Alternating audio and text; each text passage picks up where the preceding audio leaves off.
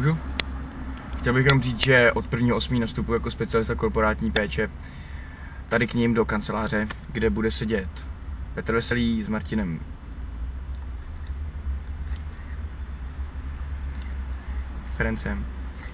Fencem. A že mi bylo sděleno supervisorem, jakoby naším nadřízeným, že budu šikanován. Z důvodu toho, že Vesa s Martinem jsou zelenáči, teda, promiňte, omlouvám se, opačně.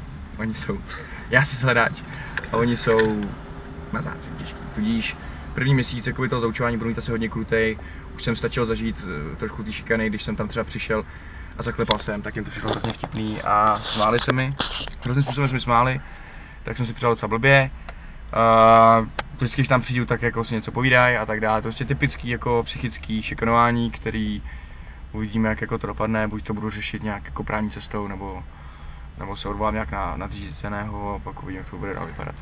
Každopádně zatím se na tuto pozici těším.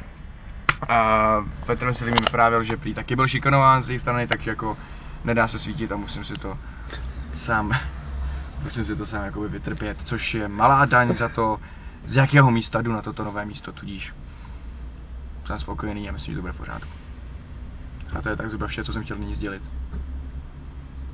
A teď to se bude chvilinku držet, abych se cítil jak idiot, abych vymyslel něco, co říct, ale bohužel nevím, co říct. Dál. Čekáme na Kubu, půjdeme na super pivo, hned potom na zkoušku. Ze zkoušky pojedu domů, tam si budu vařit vodu, abych se mohl vykoupat, přišel Kuba. A to je asi tak všechno. Tam se moc nechcem, že do baráku.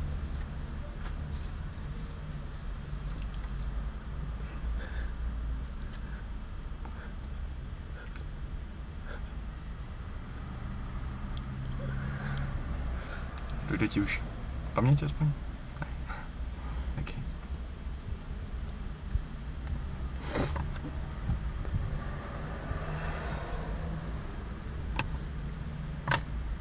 Simple plan.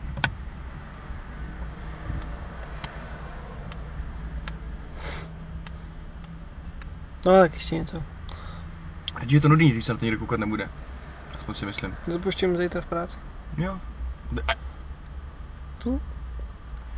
Já jsem jako chviličku si myslel, že bys mohl udělat takovou, jako, že bys to mohl udělat, ale myslím si, že jako zas není o co stát, že jako to kluky v práci nebude zajímat, až jako dojde těch pár sekund tam jeho kecání, že prostě si stějí, že to jsou jenom blbosti, takže to nebudou chtít vůbec poslouchat.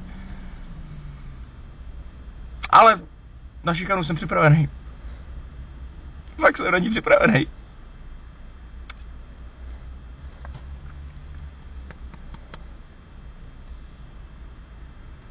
To nebude dobrý režisér.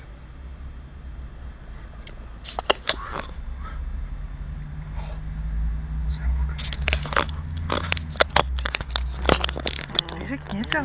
No tak.